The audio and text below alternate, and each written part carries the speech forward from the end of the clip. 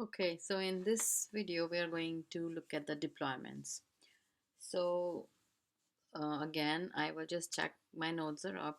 I have a manager and two worker nodes running version 1.22, and it's set up in Amazon Cloud. I set it up using kubeadm on EC2 instances. I just use the bare minimum single CPU instances. So a deployment. What's a deployment? So a deployment is basically different than. So we talked about pod. Pod is a single instance. So when we talk about deployment, it's the desired state of the application. So it can be it is we use a deployment when you want to have like more than one replica. So a deployment can have three replicas, and it's defined by a spec. And when you see the spec of a deployment, it wraps around the pod spec. So basically it's running more than one parts, and it has other features that can be used, like it can be used to like there's a very good feature of the rolling out of a deployment. So in the case of rollouts, it you can define the like a red green deployments, in which you can deploy on a particular number of instances. You can The replicas can be managed, they can be done in parallel, they can be done max versus min number, and with an actual use of a service and load balancer, the incoming request can be directed to a set of later version versus the former version. So a lot of stuff is possible, and it is a very useful feature to use, especially with the rollouts, rollback, and for any application. So I'm going to start with the simple deployment. So if you see here, if I do kubectl get deployments, I don't have any. If I do minus minus all, so that I don't just look at, it's the only one that's running right now is kube system core DNS. It's a part of the Kubernetes core DNS, is the DNS system which is set up in Kubernetes, and core DNS is basically it. That's how the pods talk to each other, and it's set up as part of the cluster is set up. So this I didn't do it, it was already there. So what I'm going to do is I will create a deployment, a simple one with nginx, and I will run the three replicas. So I'm going to pull it from my hands-on, and it is called deployment YAML. So if you see here, it is a simple deployment um, with three replicas, and the label is a very important piece in a deployment, because this label, by the label the deployment, and we'll talk about service in a bit. So service knows where, service picks the pods with the label nginx deployment. So this label will be applied to all the pods that are running as part of this deployment. And that's how, when the incoming request comes and you have multiple services running, how does the service figure out where to send the request? So those pods, that is when labels are used.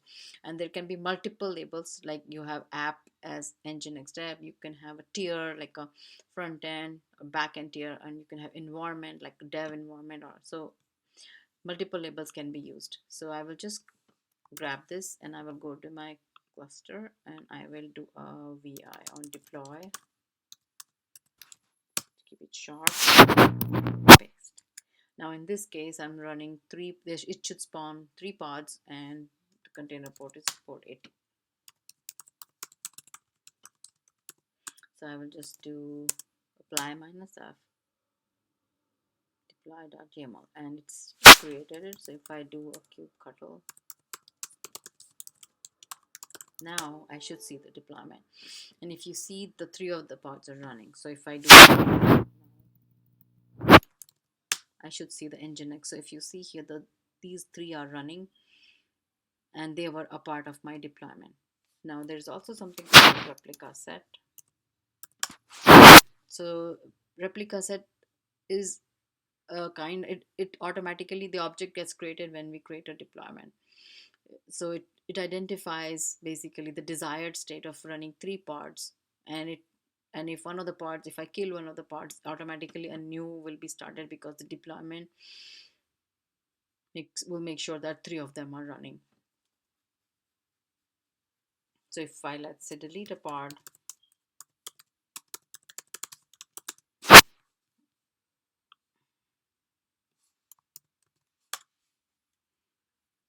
And then if I go back and see my deployments is still there, but what about my pod? So if you see, just 7 seconds ago, a new one started. So this keeps the the replicas up all the time. The expected or desired state is of 3, and that always it makes sure that 3 pods are running. So there's another important thing is, like, for example, if I want to do get deployments and you have multiple deployments, so you can use dash label. I want to find out what is how many deployments I have. I can pick using the label. So if you have multiple deployments, and if you want to just grab something out of them, so you can use the label, the dash L flag, to just check the ones which you want to pick. And again, minus O wide will show you where is it running. So and if I do deploy get pods minus O wide, because deployment doesn't run, the pods are the one that's running, so they are all distributed, but right now they're all running on 10 on the worker one, but and that's the automatically assigned. Another thing, okay, is the rollouts. So the Kubernetes deployments, they can be rolled out live, by just updating an image. So in the current deployment, if I just set the kubectl set image, and my deployment is nginx dash deployment, if I just do that, and my version, so I was using the latest version, right? So if I change the version, let's say I change it to 1.14.1,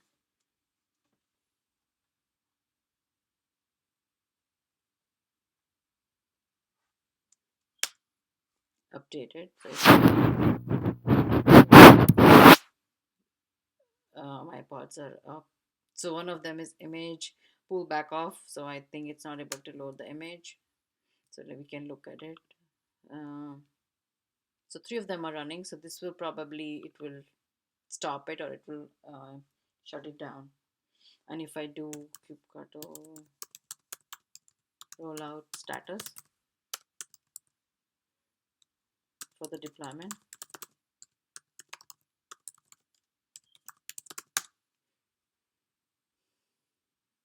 so it's not finished yet. So it's still trying to make sure that on cube worker 1 it's able to and so let's say in this case my deployment didn't go through well, right? Then I can just revert back. So I can do, there's another command called rollout history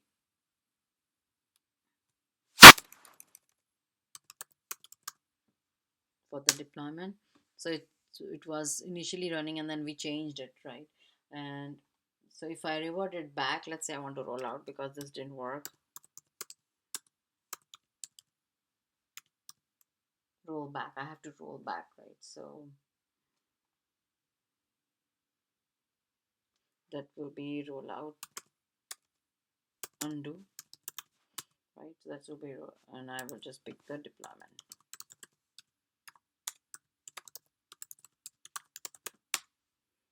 It's going to be rolled back, right? So now if I see the history, it will be, it goes back to the previous one. And if I see the status, it's successfully rolled out because I wasn't able to. So let me see the pods now. Yeah, now they're all running. So somehow if my deployment fail, I can revert it back. And if I do describe on it,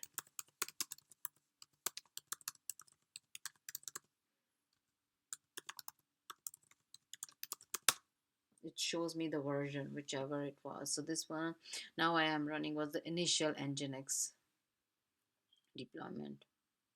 So see, if you see here, there is rolling update strategy. So that's very important. What does it?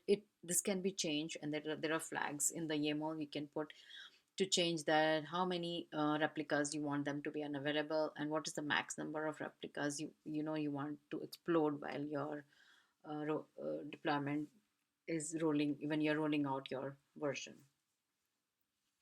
So is that's a feature that's called strategy type is rolling update and rolling update strategy, those features can be set.